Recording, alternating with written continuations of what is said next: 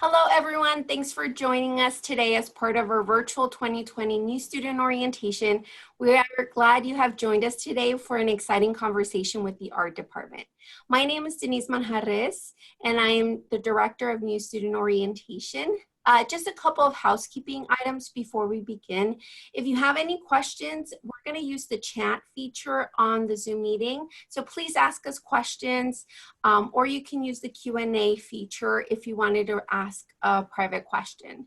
The session is very interactive, so it would be great to get questions from you all. Now I would like to introduce to you Dawn Dillon from the Dean's Office for the College of Arts, Humanities, and Social Sciences. Hi, welcome all to today's session. Thank you so much for choosing Edinboro. Like Denise said, I am assistant to the Dean, College Arts, Humanities, Social Sciences. Our college has 8 departments, with art being the largest. I would like to just encourage you all to reach out to our office anytime during the semester, anytime during your academic career here. With any questions or concerns, but please know that we're all here to support you, and we're really excited to get started, as I'm sure you are too. Our programs all have a very high quality instructors. They have student engagement opportunities, internships, scholarships, opportunities, and thank you again for choosing Edinboro, and we look forward to supporting you as a new Fighting Scot. I'd like to introduce Suzanne Prue, who is the art chairperson, and let us know how we can all help you. So, Suzanne? Thank you, Dawn. And I'm really excited to meet you all once you come to campus. We really miss our students. And I just want to give you a little bit of my background. I've been teaching for over 25 years. I've been teaching for about 12 years at Edinboro. I'm a brand new chair, but I was assistant chair for a few years. And just to give you a little bit of my background, I studied printmaking as an undergraduate and graduate. And in grad school, I started doing as much sculpture as printmaking and drawing. So I just thought I'd share the screen here and show you a work I did a few years ago. I was commissioned by Kaz Febreze to create some dust bunnies out of actual dust for a national PR campaign. And I, like all of my colleagues, we're all actively practicing artists. There are actually over 30 of us, and this is only one of 2 pages of our last faculty Zoom meeting, where we were toasting the previous chair, Jim Parlin, after the end of his 12 years. We all have our terminal degrees, which is an MFA in art, and we all went to very high quality institutions. Among our staff, we have 3 people who went to Ivy League schools. I have a colleague who went to Rhode Island School of Design, which is one of the top schools. You can see here Pratt, Micah. So we're all highly trained practicing artists, and because we are also involved with our studios, that really brings a different level of current expertise when we're in the classroom. We really do practice what we're teaching in the classroom every day. We're also really excited that this is our 100-year anniversary of the art department. So all year long, we've been having activities, film screenings, exhibitions, visiting artists, and other events related to the 100-year anniversary of the art department. As Dawn said, we are the largest department in our college and also the largest at the university. And we're considered a flagship program within the university and within the 14-school PASHE system. So we really have a reputation beyond our region. We have such a wide scope, especially for an art program within a university, with 3 undergraduate degrees and 12 concentrations. So I don't want to repeat what some of you have seen at some of our other presentations, like for admitted student days and things like that. But our grads are so active. I just pulled some very recent accomplishments, and this is just me pulling things off Facebook or some things that colleagues just recently shared with me. So I think I may have no, I didn't mention, I teach in Art Foundation. I teach in the first year program. So some of you might have me for 2D design in the fall. And I've had most of these students for foundations, if not for intermediate and advanced drawing. So I had Ashley Garner in drawing 2 and advanced painting. She got her BFA in 14. And she just graduated from the Pennsylvania Academy of Fine Arts with her MFA. And she just received, like a month ago or so, a prestigious Emerging Artist Residency this summer at the Massachusetts Museum of Contemporary Art. And that's an internationally renowned museum, and she'll be given a studio space there and work to develop an exhibition. Dan Becker, who's a Facebook friend of mine, I had him in drawing 2. He just became a storyboard artist for a Netflix show called Cuphead.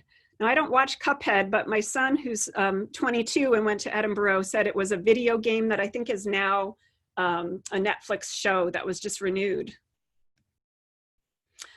Some BFA graduates, I've worked with most of these students, Corey Drew, Amelia Treadle, Mary Kate Noonan, Nat Mazikas. They just graduated with their BFAs last year, and they've created an international online platform to amplify the voices of LGBTQ artists. And they just had their first online juried exhibition, Queers Just Want to Have Fun. And that woodblock print below is actually an undergraduate student of ours, Zofia Zafransky. You may have seen this slide, but this is just exciting that Alex Ho, who I had for 2D, he just graduated in 19, and he works in post-production for National Geographic headquarters in DC. And Sal, I've had Sal for many classes. He was just on location this past Florida in February shooting a film, and he travels most of the year with American Idol as a production assistant.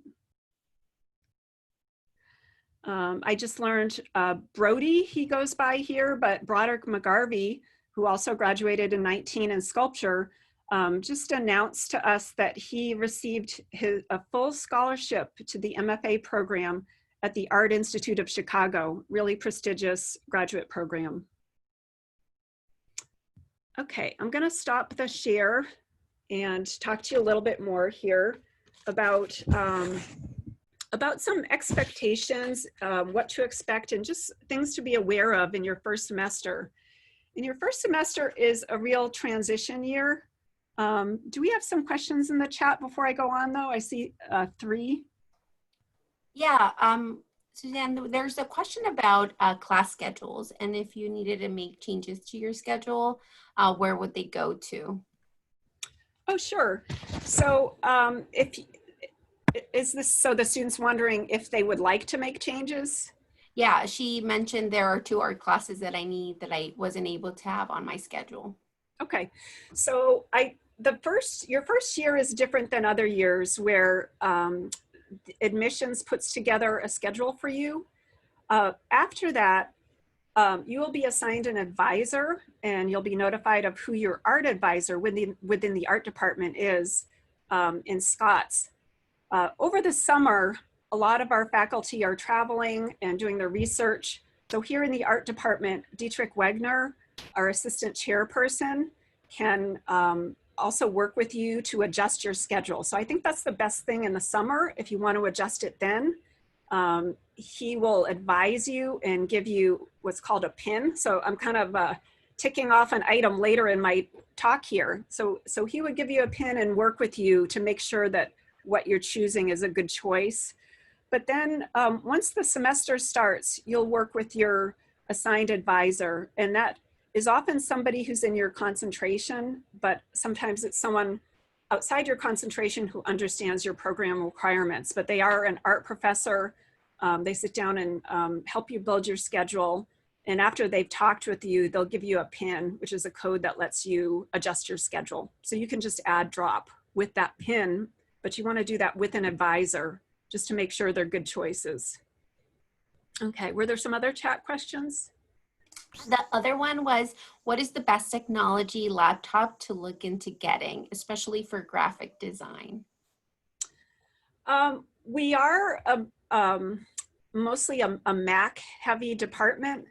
Most of our labs are Mac labs.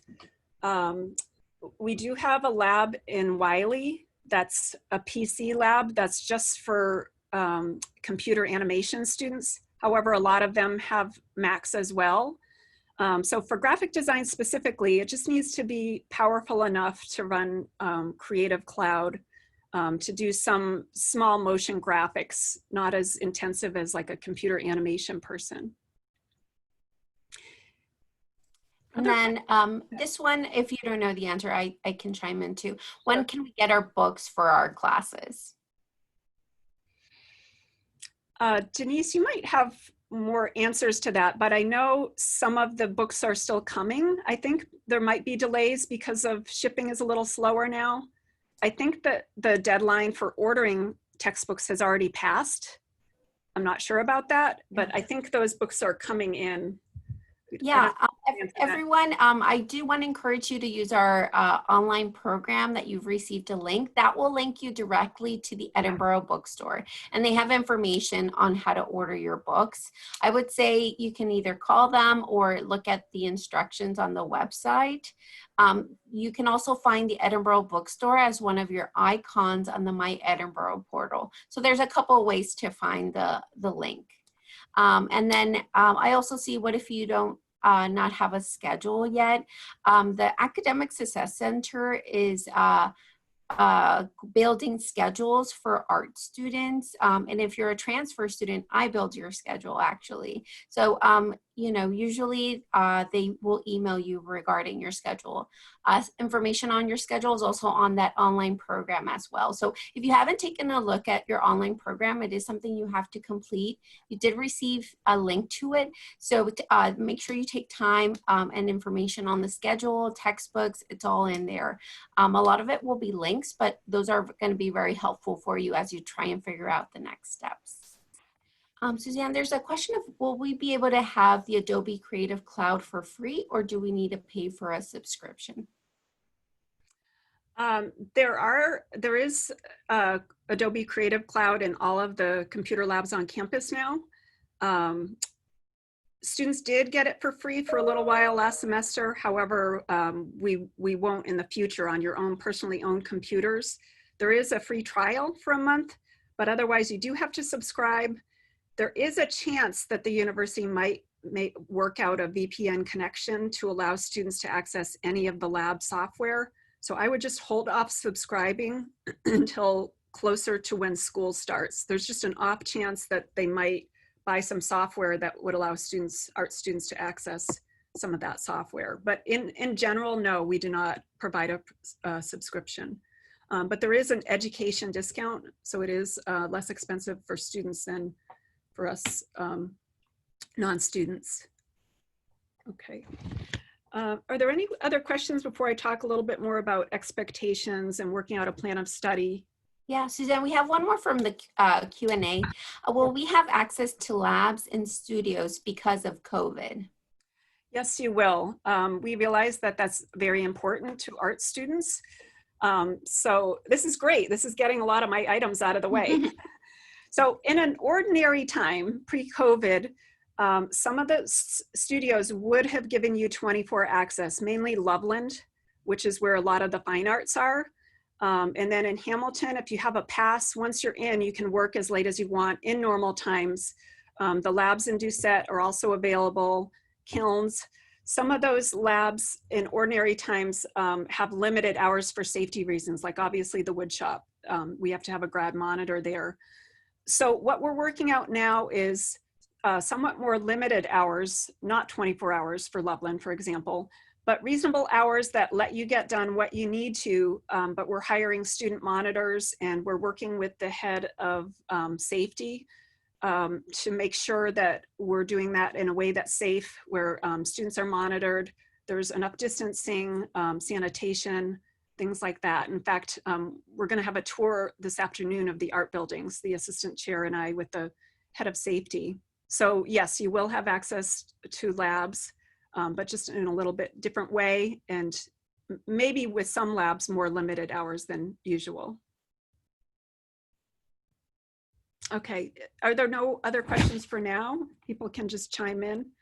Should I move on to? Yeah, I don't see any more questions, and I'm also chatting answers, so take a look at those if you have. But yeah, go ahead, Suzanne. Thank you. So it's very important in this transition time. You know, you're away from your parents. They're not around to make sure you get up in the morning. They're not monitoring your grades.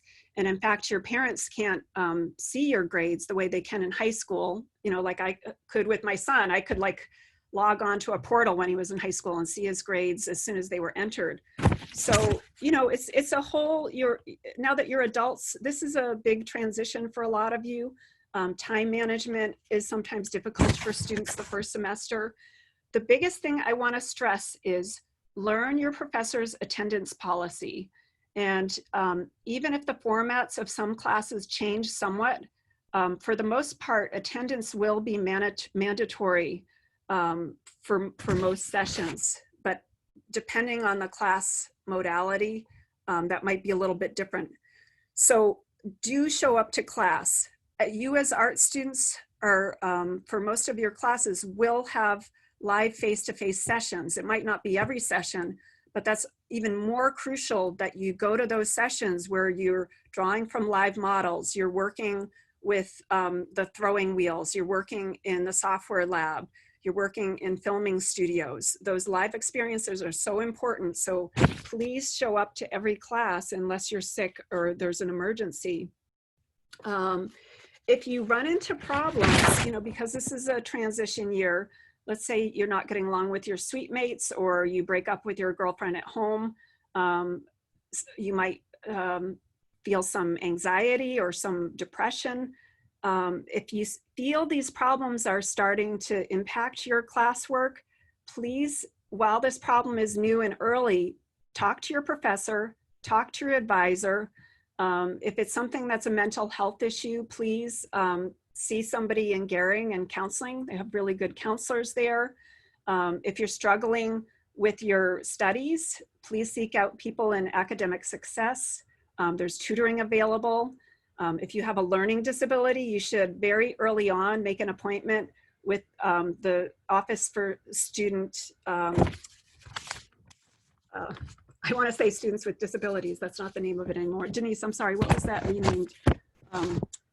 Office for Accessibility Services, Office for Accessibility Services, OAS. They do have a session that they'll be hosting. Please see your NSO schedule for more details. Okay, thanks. So we talked a little bit about your advisor. So your advisor isn't there just to build your schedule and give you your PIN. Your advisor is, like I said, usually in your field, and they're there to help give you career advice. They're there to help give you advice to succeed in your classes. You can change advisors if you want. Like, let's say you're an animator and you get assigned somebody, an advisor from ceramics. You could request another advisor if you'd like. So I would suggest you seek out your advisor within the first couple of weeks just to introduce yourself so that you're familiar with them. And just be aware of scheduling deadlines. Each student will be given a ticket time for scheduling, and you want to be aware of what that is. It could be at 6 in the morning and you want to set an alarm for that if it's 6 in the morning. But you want to see your advisor well in advance of that so that you have a good plan of study that you've worked out with your advisor, as well as some backups in case the class you want to get into fills. So those are all things you should be leaning on your advisor for. Now, your first year is foundations, but you also want to get your math and your 2 English classes, get those skills out of the way and don't put those off. As far as your foundations classes go, you'll be taking drawing 1 and 2, 2D design, 3D design, 4D design, color, art history. So those are your foundational classes that will give you building blocks. Now, if there's anyone in this webinar who doesn't have drawing 1, we had the great we were really happy to see that we have really great enrollment in art. The past 2 years, we've each increased our enrollment by a whole cohort of students. So if some of you don't have drawing 1 right now, we're looking into adding another drawing 1 because of this increase in enrollment, which is really great. In general, 15 credits is a good load for you. I always advise students to try to have 3 studios and 2 academics. 4 studios is very difficult because the studios are so time intensive. There's a lot of time in the studio, classes, 5 hours a week in the class, but there's also a lot of time required outside the class to complete assignments.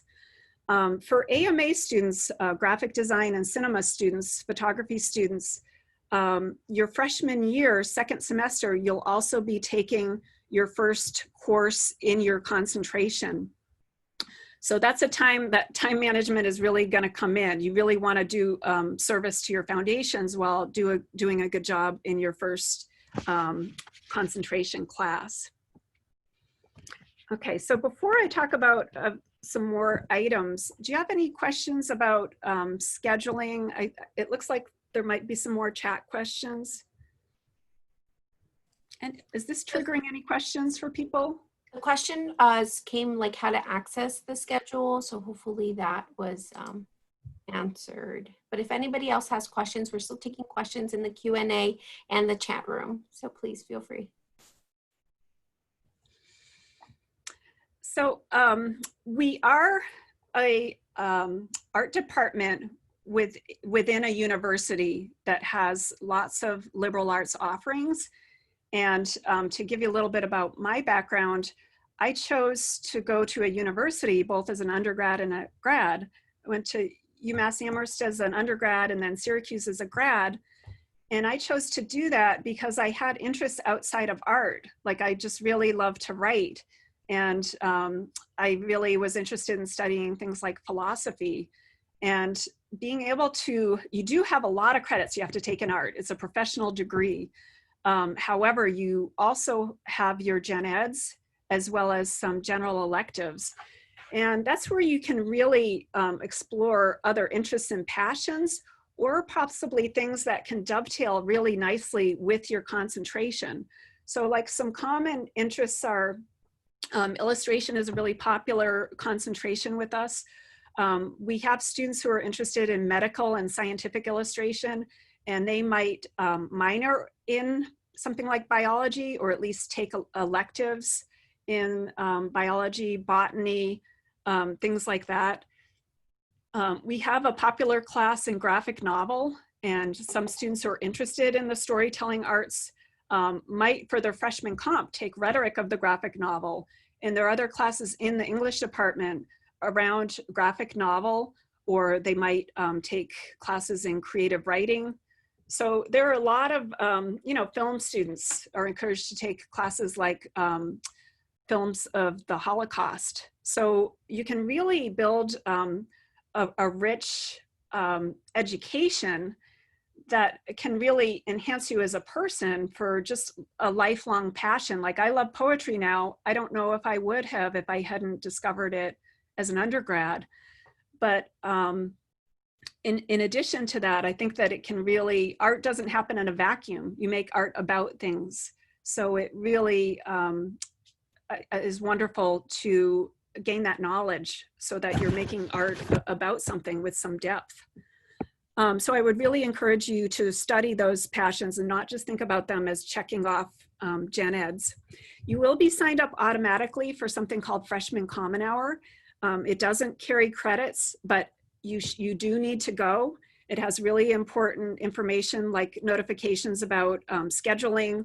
It gives you information about all of our concentrations. Like you might come in here thinking, I want to be a graphic designer because I can get a job doing that. And then sometimes students realize, I really don't like working with the computer for hours and hours, and I really love illustration. So that's a time when you can learn about all of our concentrations. Some students haven't heard of metalsmithing. They don't know what it is, for example. So please go to that. And that's just in the fall semester. We do not require a portfolio for entry into the art department. However, during your sophomore year, all students except for art history students will be applying for candidacy into their concentration. And I've done a couple student orientations when the chair previously couldn't. And when I see people live, sometimes I see some panic on some students' faces, and then there are lots of questions about that. So you do have to apply to get into your concentration. Different concentrations have different portfolio requirements. So please do hang on to all your foundation artwork, because you're going to be pulling work samples from some of that to put into your portfolio. So you can get the requirements in the art office, and they're also online. But it's a little bit unusual for students not to get candidacy. Usually if a student doesn't get candidacy, there are two scenarios. Scenario number one, which is a bit rare, but it happens, is that the student it's not the right program of study for them. They just don't have the specific skill set for this particular concentration, but they might have a skill set for something else in art, or they might realize art is not my thing, it's a hobby.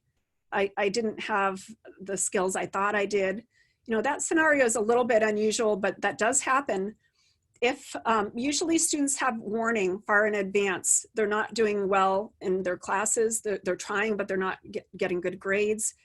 They're working with the professors, and usually the professors are already kind of advising them, you know, are you sure this is right for you? What are some of your other interests? But I don't want that to panic you. Most students who have this passion have it for a reason, and you're here because you're good at this thing. You can be given provisional candidacy, where you work on your portfolio, you work on some of the things your professors told you need to work on. And that's very common for students to reapply and then get candidacy. You can apply for candidacy for a different concentration, and that's not altogether uncommon. Maybe somebody started out thinking they want to do animation, and they just don't have like the concentration for doing multiple drawings, and then maybe they reapply for candidacy in drawing or illustration, or we've even had people switch to metals. I'd say the most common reason someone doesn't get candidacy is because they're just underprepared and not doing enough work, that they're not prepared for the amount of work, or they're having trouble with time management. So their portfolio just isn't developed enough. And then, you know, that's a time to reassess. Is this really what I want to do? This is a very competitive field. But again, I don't want to panic you. Most students do get candidacy. And you can always talk to your advisor and your professors and show them the work you're working on that you're thinking of using to apply, and say, do you think this looks good? Do you think I'm on track for candidacy? If you're feeling nervous about it. Okay, so I just want to see what questions there are before I have some last items. Or actually, let me back up just 1 minute before, because this is kind of related. So some of you might be undecided, and don't panic about that. Some of you might be 17 years old. I think probably most of you are about 18 or 19, and that's not unusual at all for you not to be sure what you want to do in art, or you might not be 100% sure that art is what you want to study. So don't panic. As you start to get into our programs, you'll have a better idea what the fit is, and you can change your mind during your freshman year. That's very easy without losing time. You can change your mind anytime through the year by filling out some paperwork. Sophomore year, you can change your mind. It does become a little bit more difficult, and then you're dipping into some of your electives. You might not have as many electives, but you know, don't panic if you're not totally sure. Some other things, you can take on a minor. When I was talking about having a different passion, a different complementary area, it's very common for students to have minors within art or outside of art. Double majors are tricky with art. It is possible. It is pretty difficult because we require 80-something credits in art for the BFA, which is a professional degree. And then one last item that's related to plan of study. people may have already talked to you about this, but DegreeWorks audit, which is you can do that in Scott's. DegreeWorks is a really wonderful tool where it shows you how much progress you've made towards your degree, shows you what's in progress, shows you what you still need to take. And you can also do a what if scenario where if you're thinking of changing your major or taking on a minor, you can process that through a what if, you can plug in a what if scenario and it will show you right there what different requirements you have. So do take advantage of those really great tools. Okay, I wanted to see what other questions people have. I have two from the Q&A. The first one is there a foreign language requirement for art students? There isn't, Dawn, is there? There's not. No, there's no foreign language requirement. No, there is not. And the other one is, this question is, if I'm starting as a sophomore, a transfer student, what happens for the portfolio concentration? Is it immediate? No, it would not be immediate. That's something we're trying to get a little more regimented. I maybe don't have the best answer for you because transfers come in with so many different scenarios. So usually you apply for candidacy in the second course in your concentration. But then if a transfer student has already had a level 2 class applied, like let's say illustration 2 or painting 2, if they already have those credits coming in, then we would probably want to evaluate them for candidacy at that point. So it really depends on the transfer. But it's more common that transfers are just coming in with foundations in like a level 1 class and that they're starting in more like a level 2 class, and that's where they would apply for candidacy. So yeah, they're kind of a couple different scenarios depending on whether or not you have what we think of as like an intermediate level class in your concentration. Okay, were there other questions? And that's all the questions that we've received so far. So if other students have questions. All right, well, I just thought I'd share the screen. I have a few more slides. We can talk a little bit about clubs, internships, facilities. I'm sort of close to the end of this presentation here.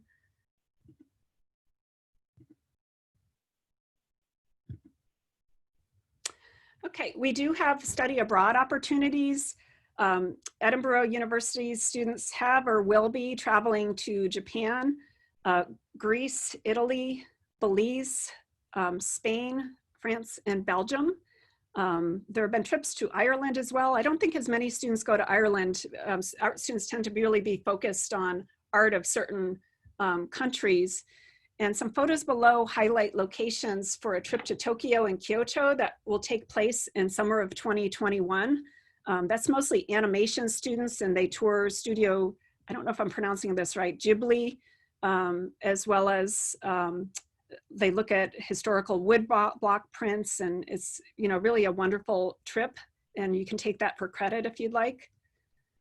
There are a lot of internship opportunities. Some students do internships locally, others through maybe faculty connections will do internships in California, New York, Pittsburgh. So we have students who are interning at the Erie Art Museum, Sapling Press in Pittsburgh, Courtney Powell with her internship at the National Ornamental Museum in Memphis. And this is where I was going to talk about facilities. So we do have facilities in 5 buildings that are specifically designated for art only, which is really pretty comprehensive. We've got Loveland on the top left where the fine arts are. We've got the ceramics facility with an outdoor anagama kiln. Doucette, where I am right now, in the lower left, that's where the most of the AMA classes are.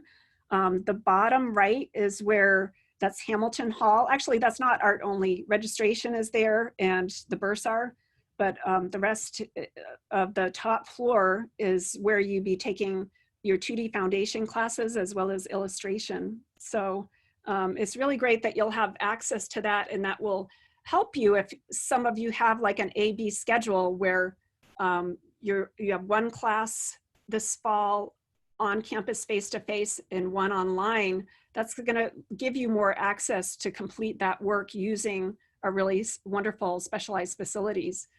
I've taught at like 6 universities, and when I first started teaching here, I could not believe how active the art department was in all of the clubs.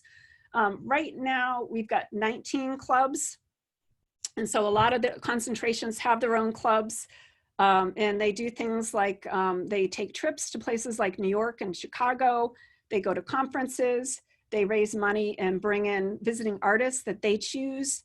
They have pizza nights, film screenings, critiques. So actually, to back up for a minute, right now we're planning Aloha, which is a welcome event for first-year students. And this is where you can learn about the different clubs. We just don't know at this moment if it will be virtual or if we're just going to really spread out on the quad, and if it will be face-to-face that way. But either way, I really encourage you to participate in that. Sign up for some clubs, and usually it's the first Thursday of classes from 4 to 6. So I don't know if with the different schedule, if it'll be the first or the second week, but do look for that. And a couple of the clubs publish journals. So you may have heard about this in a previous presentation. So just briefly, Silver Vision is the photography publication. Chimera on the left is an arts and literature journal. And both of these are designed and published by students. So you might have the chance to design this publication. Chimera, every year we win both regional and national awards, often in competition with professional designers. So these are students winning national professional awards for the designs of their publication. And they're mostly students from graphic and interactive design publishing this. We also have a show in conjunction with that. It used to be at the Erie Art Museum. Its venues have been changing more recently. There are always exhibits going on around campus. It's hard to keep up. We have the Bates Gallery, which is our student gallery. The Bruce Gallery is our professional gallery, where we have faculty exhibits, but also exhibits from national artists, as well as the Gmitter show every spring is a competitive show where a select group of students, I think it's usually about 10, put together mini exhibitions, and then they select 3 winners who are seen to have the strongest exhibitions. So this is one of many scholarships available to art students. We also have a really vibrant schedule of visiting artists. A lot of concentrations bring in their own artists. Every year, the university, in conjunction with the Erie Art Museum, will bring in a nationally renowned artist. On the upper right is Will Wegman. Some of you might know Will Wegman, who did calendars and photo books with his Weirmeyer dogs. He's a nationally known artist. And my grad students got to have a critique with him. He sat in on one of our classes and critiqued all the student works. So that's very common. It's hard to keep up with everything that's going on. That's all that I have for now, but like I said, we really miss our students. This is what we love. We love the students. We often love our students almost like our own kids. Don't tell my son and my daughter. But I'm just gonna stop the share, but I wanted to see what questions you have. I have no real time limit here. We had one regarding, you mentioned study abroad programs, Yes. and they were wondering how long those would be. Those right now, you know, this could change in the future, but right now they're not like a semester away. Instead, they're typically 2 to 3 weeks. Some of the ones that have credits as part of it, you might do some of the, like Mike Genz's class and trip to Japan. You could just take it as a trip, or you could take it for credits. And so the students taking it for credits, they're doing some work ahead of time on campus where they're doing some research, they're writing some papers to prepare for when they go to Japan. Students though who want to do something more extensive, you could work with Linda Keitlinger at our International Study Abroad office. And we have had students do programs that are not Edinboro programs that are more extensive. Like Zofia Zafransky, she had that woodblock invitation that I just showed you earlier in the presentation. She went to Greece for a semester, and she worked it out with the transfer office to make sure, and with the art department to make sure all those credits would transfer properly. So, you know, I did that as an undergrad. When I went to UMass, they didn't have a Rome program, and I was really interested in studying in Rome. So I did a Tyler School of Art Temple University program and then transfer the credits in. So we can work with you if you want to do something more extensive as well. You just want to make sure you work closely with our offices so that you're not wasting credits and money, precious money. Okay, other questions?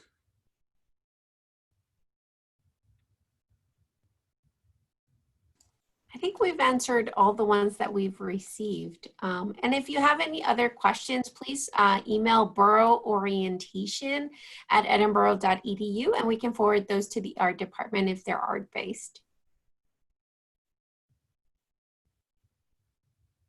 Last chance. Oh, I do see one. Okay. As an incoming freshman, will I be eligible to go to Japan as a sophomore? Yes, you would, but you really want to work carefully with your advisor if you're taking it for credit, to make sure that it's that those credits are benefiting you. But yes, you could. It's during the summer.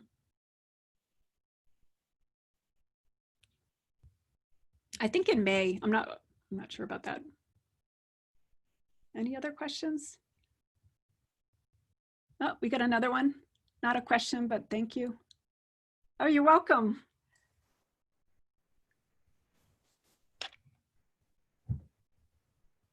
All right. Well, stop by the art department, say hello. You can introduce yourself to me, and you can stop by if you have questions. You know, if you ever can't find your advisor or having trouble, you can come by the art department and we'll help you out. Or if you have questions, just feel free to stop by. I want to thank everyone for participating in today's virtual department session. Thank you, Suzanne. Thank you, Dawn. Thank you, everybody who showed up. Just a reminder, we do have a Facebook Live event as part of New Student Orientation this Thursday at 3 p.m. We're really excited for it. Go to Facebook page. It's Edinboro, University of Pennsylvania. And also, I know a lot of people were interested in the study abroad. They are part of our breakout session. So check your schedule for New Student Orientation. Sign up for that webinar, and it's going to be really great. So thank you all. Have a great day, and we'll see you in the fall. Thank you, Denise. See you soon. Thank you. Bye, everyone.